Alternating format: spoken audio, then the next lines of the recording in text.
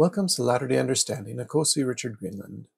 Last week, or last lesson, dahil wala tayong lesson last week dahil sa Easter, pero last lesson, natuto tayo na noon sa mission ni na Oliver Cowdery at yung mga kasama niya, dumaan sila sa Kirtland, Ohio, at marami silang naturuan, maraming nabinigan doon ng mga miyembro na kasama ni Sidney Rigdon.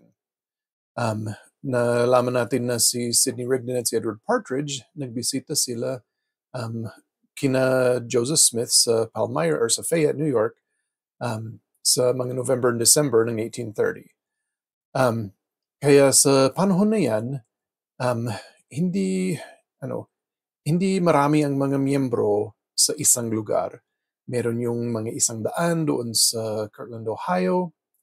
Meron naman yung ilan lang sa Fayette, New York, meron sa Colesville, meron naman sa Harmony, Pennsylvania, meron sa mga iba't ibang lugar doon, yung Palmyra, halimbawa, at sa mga ibang lugar doon banda. Yung karamihan, meron sa Ohio at saka sa New York and Pennsylvania na area.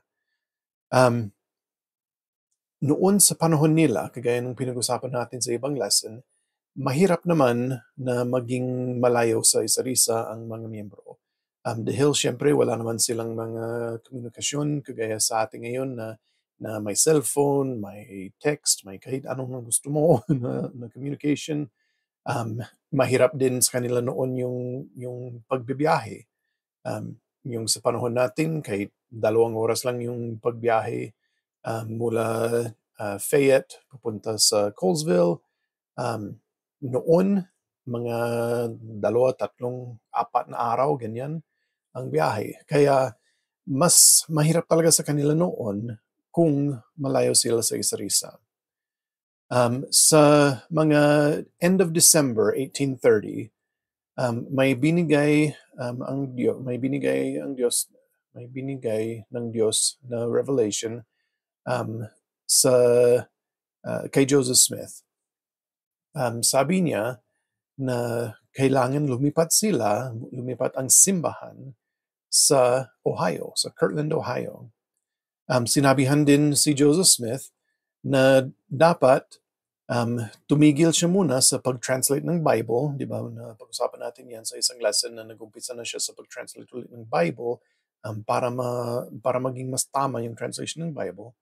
Kaya kailangan hindi muna niya yung gagawin hanggang dumating na siya sa Ohio. Si Sidney Rigdon naman ang tumutulong sa kanya sa panahon nito, pero sinabihan sila na gawin ulit sa Ohio lang. Sinabihan din na yung paglipat nila dapat mangyari ng mabilis bago pa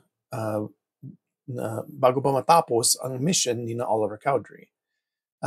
Kaya kailangan nilang gawin ng mabilis. Sinabihan din si Joseph Smith na bago pa sila lumipat sa Ohio, kailangan punta muna si Joseph Smith sa mga ibang kongregasyon doon sa New York and Pennsylvania banda para sabihan sila, para magturo sa kanila tungkol sa Ebanghelyo. Kaya pagkatapos niyan, mga ilang araw lang pagkatapos ng revelation na yan, nagkaroon sila ng General Conference, itong pangatlong General Conference ng simbahan. Sa January 2nd, 1831 ito.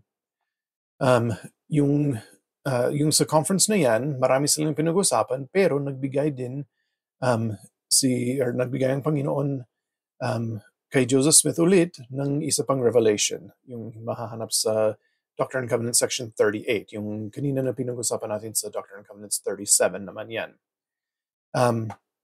Mas marami ang sinabi sa Doctrine and Covenants 38 tungkol sa paglipat sa Ohio at ganoon din sa mga ibang bagay.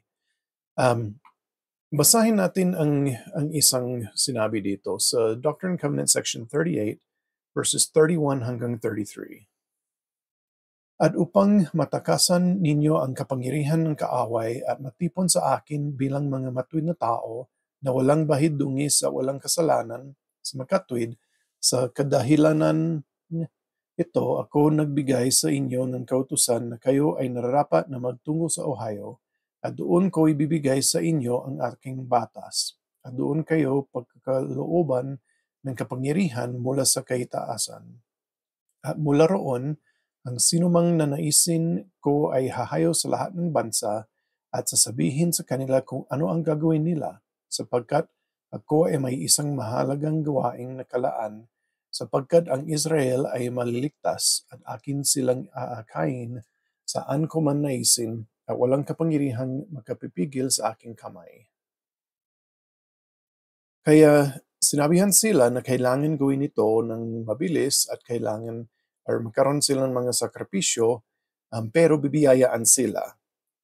Magkakaroon sila ng kapangyarihan, at mula doon sa Ohio, makapunta sila kahit saan sa mundo para magbahagi ng Ebanghelyo. Sinabihan din sila na kung sino yung hindi makapunta kaagad dahil kailangan ibenta ang lupa, ganyan-ganyan, dapat mag-decide sila kung sino ang maiwan para magbenta ng lupa ng bawat tao. Dahil kailangan talaga umalis na sila doon. Sa panahon natin, hindi naman siguro ganyan kagrabe ang mga sakripisyo natin, or at least hindi naman sa ganyan na paraan. Iba ang mga sakripisyo natin. Kaya yan ang journal prompt natin itong linggo. Paano ako nakikipagtipon-tipon sa mga miyembro ng simbahan? Anong mga sakripisyo ang ginagawa ko o dapat kong gawin? Pag-isipan natin yan kung anong mga ginagawa nating sakripisyo, at kung paano tayo nakikipagtipon-tipon. Dahil mahalaga ito, gusto ng Diyos na magtipon-tipon tayo ng madalas bilang mga miyembro ng kanyang simbahan. Sige, so sa verse 30, hindi natin babasahin dahil maikli lang ito, pero sinabihan sila na kung handa sila, hindi sila matatakot. Siguro, narinig naman natin ito ng madalas. Mayroon sinasabi sa General Conference, sinasabi sa mga sacrament meetings, ganyan. Pero basta kung handa tayo, hindi tayo matatakot. Sinabihan ang mga miyembro nito ng Diyos sa panahon na marami naman rumors of wars, yung parang nagsasalita yung mga tao na magkakaroon ng digmaan. At sabi ng Diyos na hindi sila dapat matakot basta handa sila. Pero syempre, hindi lang ito tungkol sa mga digmaan. Tama ito na salita sa kahit anong nangyayari sa buhay natin. Halimbawa, kung handa tayo sa pag-ipon ng pera at hindi tayo nagsuspend ng maraming pera sa hindi dapat, ibig sabihin, hindi naman tayo matatakot kung may problema sa economy. Ganun din, kung nag-aaral tayo tungkol kay Jesucristo, kung meron tayong pundasyon kay Jesucristo, kung nagtetemplo tayo palagi, kung ginagawa natin ang mga tamang bagay na ayon sa Ebanghelyo ni Jesucristo, hindi tayo matatakot sa second coming or kung mamamatay tayo. Pero magiging handa na tayo, kaya hindi tayo matakot. Ganoon din kung tinuturuan natin ang mga anak natin ng tama, kung ginagawa natin ang lahat ng kaya natin sa temporal at sa spiritual na mga bagay, hindi naman tayo matatakot na mabuhay sila sa mundong ito na hindi naman masyadong maganda. Dahil alam natin na tama ang pipiliin nila dahil sa tinuro natin sa kanila. Kaya dapat palagi may tiwala tayo sa Diyos, pero siyempre, ang Diyos gusto niya na maghanda tayo. Gusto niya gawin natin ang bahagi natin. Kaya ang paghahanda natin ay tumutulong sa atin na magtiwala na maging karapat-dapat tayo sa tulong ng Diyos. Kaya maghanda tayo. Yan ang invitation din natin itong linggo. Pag-isipan ang iyong kasulukuyang kalagayan sa buhay, gumawa ng plano upang maging mas handa para sa parehong temporal at espiritual na mga pagsubok. Sige, so sa conference na ito, meron din isang hindi miyembro na pangalan niya si James Covell, na nakinig siya sa conference na yan. Gusto niyang narinig niya, gusto niya mabinyagan siya, Sinabi niya na talagang gagawin niya ang lahat ng kailangan para maging miyembro at para magbahagi siya ng ebanghelyo sa ibang mga tao. Itong si James Covell, um, isang pari siya sa ibang simbahan. Um, Kaya naging famous naman siya, marami naman siya, sumusunod sa kanya, marami siyang tinutulungan noon, pero talagang kilala siya sa lugar na yan dahil sa ginagawa niya sa simbahan niya. Binigyan naman siya ng revelation sa pamamagitan ni Joseph Smith, at mahanap yan sa Doctrine and Covenants 39. Sinabihan naman si James na dapat mabinyagan siya at magkakaroon siya ng oportunidad na magbahagi ng ebanghelyo sa buong mundo.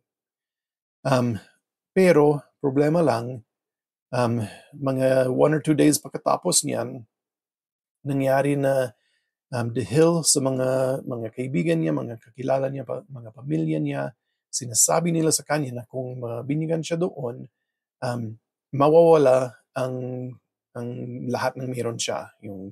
Yung fame, yung mga kaibigan niya, yung mga ganyan, at ipapersecute din siya. Kaya nakinig naman si James sa kanila kaysa kay Joseph Smith at sa Diyos. Kaya nag-decide siya na hindi na lang siya mabinyagan. Binigyan ulit si Joseph Smith ng revelation tungkol kay James, at mahanap yan sa Doctrine and Covenants section 40. Basahin natin ang dalawang verse dyan, sa section 40 verses 1 hanggang 2. Dingin, katotohanan, sinasabi ko sa inyo na ang puso ng aking tagapaglingkod na si James Covell ay matuwid sa harapan ko sapagkat nakipagtipan siya sa akin na siya ay susunod sa aking salita at kanyang tinanggap ang salita ng may kagalakan. Subalit, kaagad siyang tinukso ni Satanas at ang takot na mausig at ang mga kabalisahan ng sanlibutan ang nagdulot sa kanya na itatwa ang salita. Kaya para sa atin, lahat tayo ng mga miyembro ng Simbahan ni Jesucristo ay nag-covenant na. Nagtipan tayo sa Diyos na susundin natin ang mga kautusan niya. Madalas, nararamdaman natin ang kagalakan ng Ebanghelyo, mas lalo pagkatapos ng General Conference, kagaya ng nangyari itong last week. Ganon din, si James Covell, nangyari ito sa General Conference nila. Pero pwede naman mangyari sa ibang mga panahon din kung minsan may sacrament meeting na maganda talaga or may fireside or may nangyayari lang sa buhay na nararamdaman natin ang Espiritu ng Diyos or ang pagmamahal ng Diyos. Kaya nagiging malakas talaga tayo sa pagsunod sa Diyos. Gusto talaga natin gawin ang lahat ng kagustuhan ng Diyos. Pero mamaya konti, siguro isang oras or isang araw or isang linggo, nawawala din. Hindi naman nagiging masaya tayo palagi. Hindi naman tayo nagkakaroon ng malakas na mga spiritual na karanasan palagi. Meron naman na normal na buhay na meron mga bagay na hindi maganda. Kuminsan mga distraction yan. Halimbawa yung sa social media. Kuminsan nagbi-video game tayo.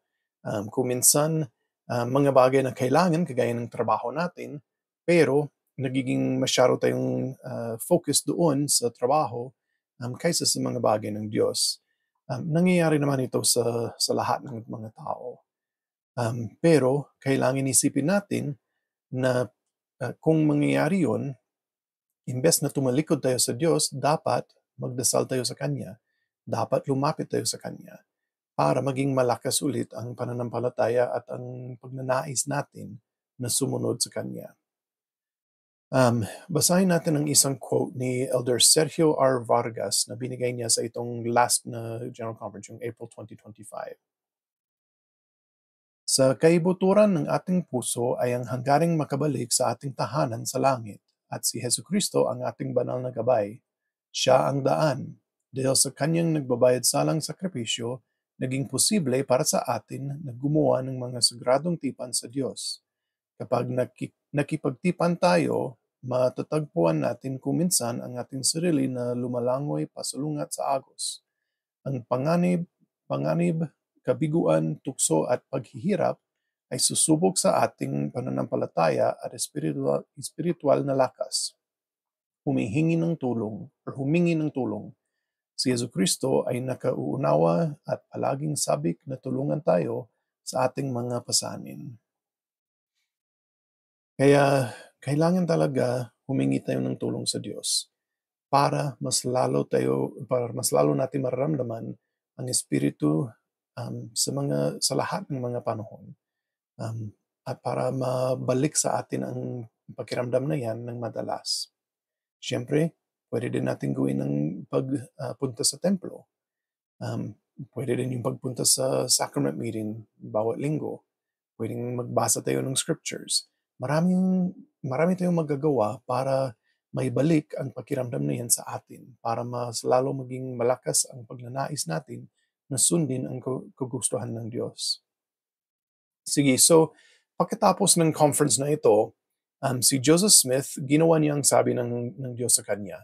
Pumunta siya sa mga iba't ibang kongregasyon at nagturo siya sa kanila, sinabi niya sa kanila tungkol sa kautusan na pumunta sa Ohio. Tapos, umalis na sa early February 1831, mga 1 month later lang, umalis na si Joseph, si Emma, si Sidney Rigdon, si Edward Partridge at konti din na ibang miyembro umalis na, pumunta na sa Ohio kaagad. Yung iba, may mga bagay na kailangan ibenta nila, kailangan maghanda sila, kaya mas nahirapan sila. Yung iba, mahirap lang talaga. Yung iba parang medyo nagdududa konti, pero sa wakas, ang karamihan ng mga miyembro ng simbahan na nandoon sa Pennsylvania at New York na banda, nakapunta sa Ohio by mga May 1831. At itong Kirtland, Ohio, naging malaking bahagi ng simbahan para sa mga 6 or 7 years. Kaya sa mga susunod na mga lessons, maraming lessons, pag-usapan natin ang mga nangyari noon sa Kirtland, Ohio. Kaya alam ko na mahalaga talaga na magtipon-tipon tayo. Hindi naman sa isang lugar ngayon, halimbawa sa Salt Lake or mga ganyan, pero sa bawat ward natin, dapat magtipon-tipon tayo. Dapat magsimba tayo palagi. Dapat din magkaroon tayo ng pagkaisa or unity. Dapat magmahal tayo sa isa-isa. Tutulong yan sa atin para lumapit tayo kay Kristo at para mapalapit natin ang mga ibang tao kay Kristo. Alam ko din na kung mag-focus tayo kay Jesucristo, tutulong yan sa atin para hindi tayo ma-distract sa mga ibang bagay. Para mas lalo natin mararamdaman ang Espiritu at ang pagmamahal ng Diyos. Itong iniwan ko sa pangalan ni Jesucristo. Amen. Sige, so sa next week, pag-usapan natin ang Doctrine and Covenants section 41 hanggang 44. Salamat sa panonood.